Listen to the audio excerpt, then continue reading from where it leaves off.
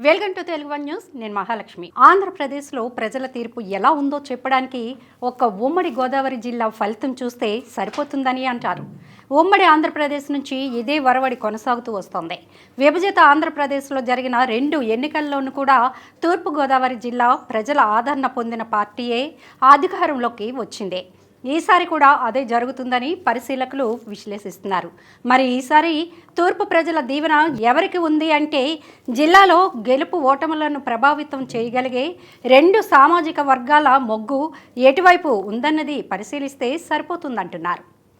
జిల్లాలలో కాపు, శెట్టి బలిజ సామాజిక వర్గాల ప్రభావం అధికంగా ఉంటుంది.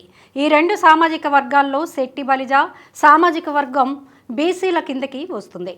సాంప్రదాయకంగా శెట్టి బలిజీలు అంటే బీసీలు తెలుగుదేశం పార్టీతోనే ఉంటూ వస్తున్నారు. మధ్యలో 1-2 సార్లు ఈ జిల్లాలో వారి మొగ్గు వేరే పార్టీ వైపు మళ్ళినా అది తాత్కాలికమే. ఎందుకంటే శెట్టి బలిజ సామాజిక వర్గానికి చెందిన వారిలో అత్యధికులు చిన్న చిన్న చేతి వృత్తులు చేసుకుంటూ పొట్ట పోసుకునేవారు. వారికి తెలుగుదేశం పార్టీ ఆవిర్భావం నుంచి అండగా నిలుస్తూ వస్తోంది. ఆదరణ వంటి పథకాల ద్వారా చేతి వృత్తుల వారు అధికంగా నిలదొక్కునేందుకు దోహదపడింది. అలాగే రాజకీయంగా కూడా వారి ఎదుగుదలకు తెలుగుదేశం అండగా నిలిచింది. ఇక కాపు సామాజిక వర్గం విషయానికి వస్తే ఈసారి కాపు సామాజిక వర్గం మొత్తం జనసేన అధినేత పవన్ కళ్యాణ్కు మద్దతుగా నిలిచింది. అంటే తెలుగుదేశం కూటమికి అనుకూలంగా ఆ సామాజిక వర్గం నిలిచింది. ఒక అంచనా ప్రకారం కాపు సామాజిక వర్గ ఓటర్లలో 70% మందికి పైగా ఈసారి తెలుగుదేశం క్షేత్రస్థాయి నుంచి అందుతున్న సమాచారం మేరకు కాపు నేత పథకం లబ్ధిదారులైన మహిళలు కూడా ఈసారి తెలుగుదేశం కూటమికై జై కొట్టారు.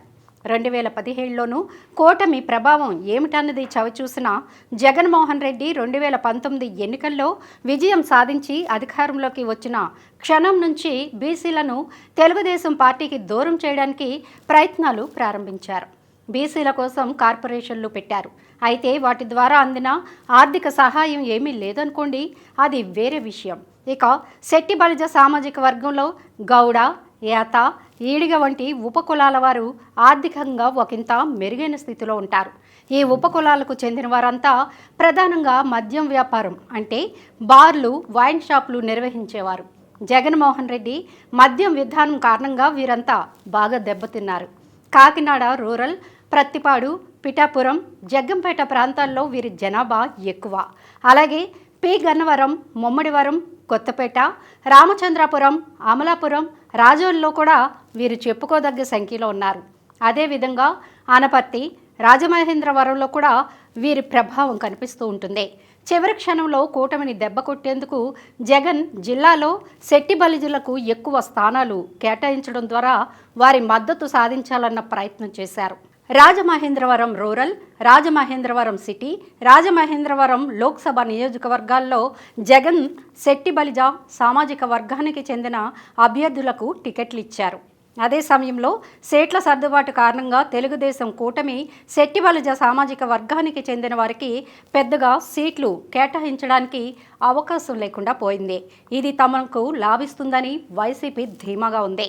అయితే క్షేత్రస్థాయి నుంచి అందుతున్న సమాచారం మేరకు కాపు, శెట్టి బలిజ సామాజిక వర్గాలు తెలుగుదేశం కూటమి వైపే ఉన్నారని తెలుస్తోంది. మొత్తం మీద ఉమ్మడి తూర్పుగోదావరి జిల్లా మొగ్గు తెలుగుదేశం వైపే ఉందని పరిశీలకులు సైతం విశ్లేషిస్తున్నారు.